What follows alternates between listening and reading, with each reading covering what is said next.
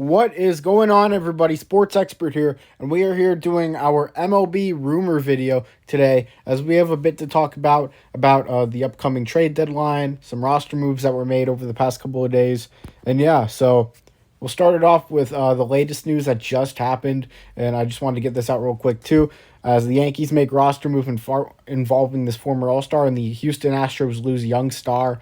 So yeah. So before we get started with the video, guys, please hit that subscribe button if you're new to the channel. Would really appreciate it. We do these videos every single day, and we have content all around the MLB.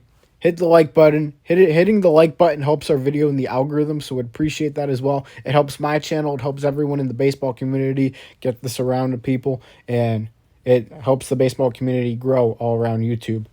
And comment what you think about these rumors and such and the roster moves if you'd like your team to go after these players and such. So yeah, and turn on the post notification bell as well so you don't miss these videos. So we'd appreciate that as well.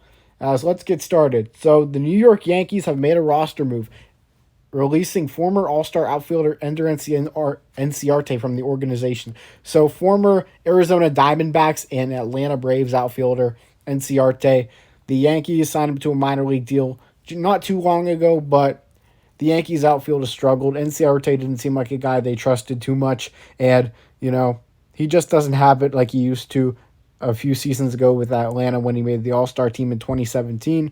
The Yankees are going to be looking for outfield help, but they're going to look for more star power than a guy like Enciarte, obviously, and Aaron Hicks and Joey Gallo obviously have struggled a ton, so the Yankees are going to try to give themselves opportunities to make room for potential additions, such as maybe a Brian Reynolds or, a Ramon Laureano type guy.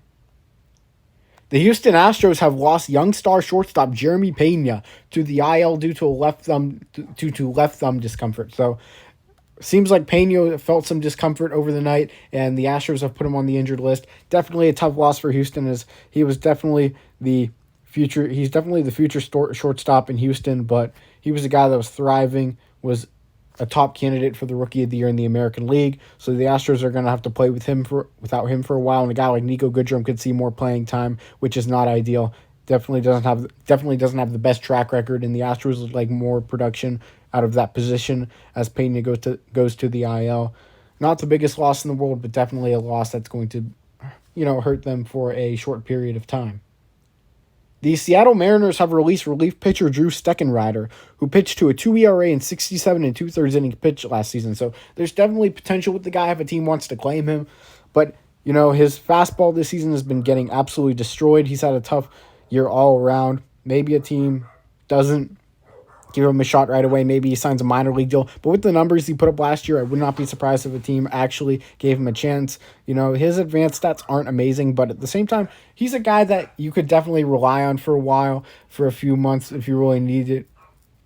For a 6th, 7th inning type guy, maybe 8th, but I doubt that as a setup man. But the Mariners, they didn't see much in Steckenrider, and now he's a free agent. The Cincinnati Reds will be active at the deadline this season, and one player that is expected to gain tons of interest is surprise impact player Brandon Drury. The Cincinnati Reds could net a top 30 prospect for him at best, but doesn't seem incredibly likely. So the Reds, they will be selling at the deadline, obviously, and Brandon Drury is a guy they probably will trade. He's on an expiring deal, and he's had a really nice season, hitting about 280 with about 13 home runs. Definitely been a shocker for Cincinnati. I don't think they expected the production they've gotten from Drury. And, I remember Mets fans were memeing this guy for the longest time. So, hey, maybe the Reds get a solid return for him. A top 30 prospect would be surprising to me, but at the same time, it wouldn't be surprising to me as the guy's been pretty productive. The OPS is solid. The on-base percentage isn't the greatest, but at the same time, for a hitter like him, in the stats he's put up this season, but the results will be there and definitely could be a solid bench bat for a championship contender. The Boston Red Sox are a team that could surprisingly sell at the deadline due to contract situations and the impact of the American League East.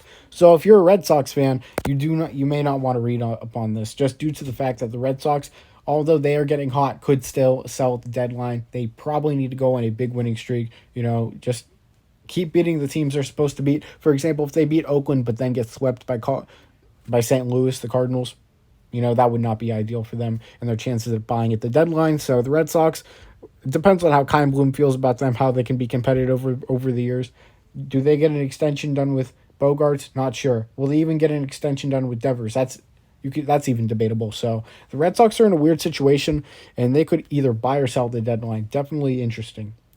The Baltimore Orioles are likely to move first baseman Trey Mancini after not being able to agree on an extension with him during the offseason. So Mancini will be one of the more prime trade candidates at this deadline, and first base needy teams will be all over him.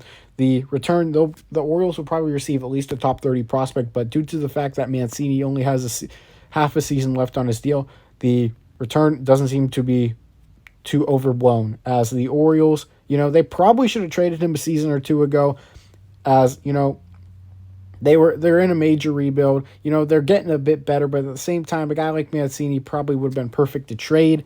As the Orioles, they're not competing just yet, and they could have got great value for the guy, as he had all-star numbers over the past couple of seasons, and he's sitting about 300 this year with double-digit home runs. The Orioles, I think they made a mistake here. Unless they can get an extension done with Mancini, it doesn't seem ideal for them to hold on to him, as they can get some value back. But at the same time, maybe you go to Trey and say, hey, let's just get this extension done, due to the fact that you did not get what you wanted in a potential trade package. So we'll see what happens there and what happens in that front. So I appreciate everyone being here. Sports Expert here. Please hit the subscribe button if you're new to the channel. Turn on the post notification bell. Hit the like button. Comment what you think. Would all be appreciated, guys. You guys are awesome. I'm out, guys. Sports Expert here. Peace.